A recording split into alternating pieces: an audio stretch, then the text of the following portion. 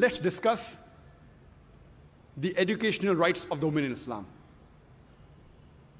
The first guidance revealed by Allah subhanahu wa ta'ala, by Almighty God, to the whole of humankind in His last and final revelation, the glorious Quran, it was not to offer salah, it was not to give charity, it was not to fast, but it was ikra. It was to read, to proclaim, to repeat.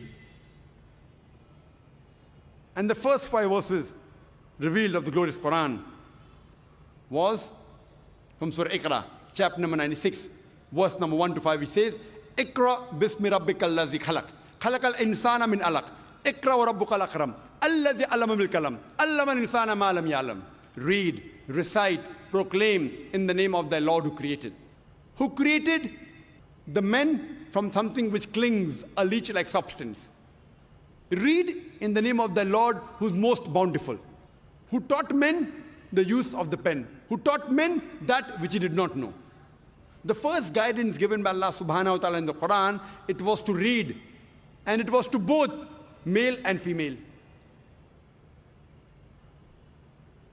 Our beloved Prophet Muhammad said, it's mentioned in Sahih Hadith of Ibn Majah, Hadith number 224, the beloved Prophet said, Ta'alaqul ilm faridatun ala kulli Muslim.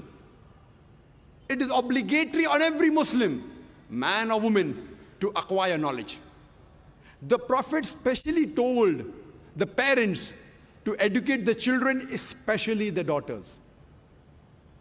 It is the duty of the husband to give education to their wife, especially religious education.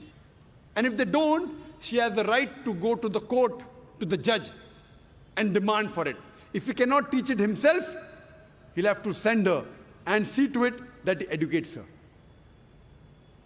There is a chapter in Sahih Bukhari, when one hadith, the woman, they approach the Prophet, and they tell him that you're always surrounded by men. Why don't you give us a special time? And the Prophet agreed, and used to specially dedicate time to educate only the women. He also sent Sahabas to specially educate the women. And if you read the history of Islam, 1400 years ago, in the days of ignorance, in Yawm al-Jahiliyyah, at that time, we have examples of many women, several women who were scholars. The best example I can think is Aisha bint Abi Bakr, may Allah be pleased with her, the wife of the Prophet. And one of her very famous student, by the name of Arwa, may Allah be pleased with her, she says that I have not come across a scholar greater than Aisha, may Allah be pleased with her, in learning of the Quran, in obligatory duties, in lawful and unlawful things, in literature and poetry, in Arabic history and genealogy. And when we read the seerah of Aisha, may Allah be pleased with her, we find out that she lived many years after the death of the Prophet, and she guided many of the Sahabas.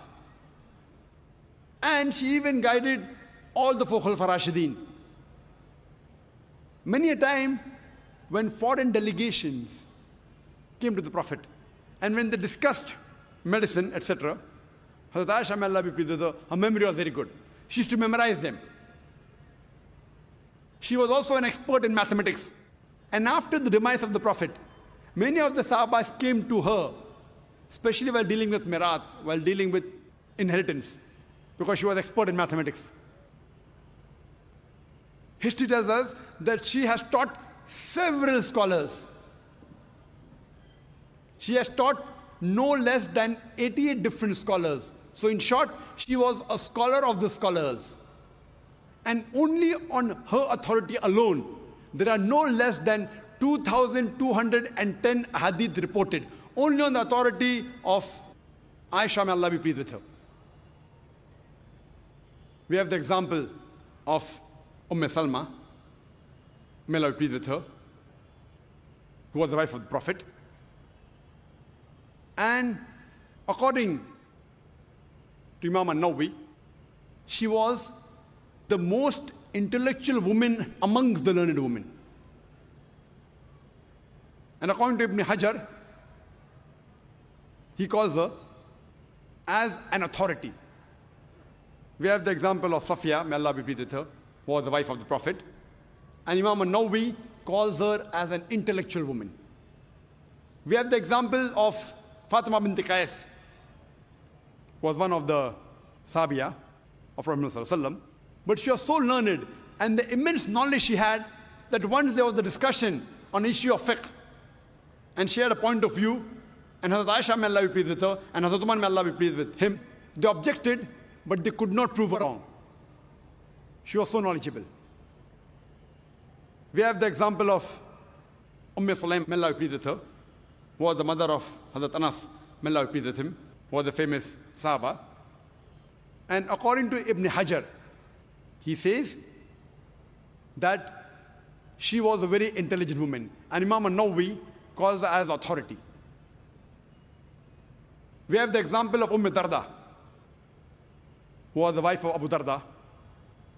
And Imam Bukhari, in his Sahih Bukhari, he calls her as an authority on the science of hadith.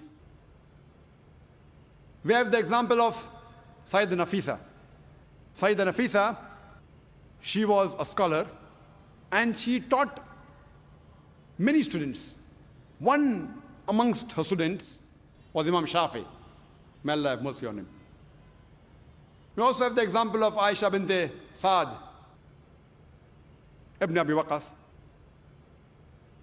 She too was a scholar, and amongst her students, one of the students was Imam Malik. May Allah have mercy on him. Rahimullah. Imagine in the days of ignorance, in Yawm al-Jahiliyyah, there were several women who were scholars. At that time, people were hardly educated, and imagine we have examples of several women who were great scholars.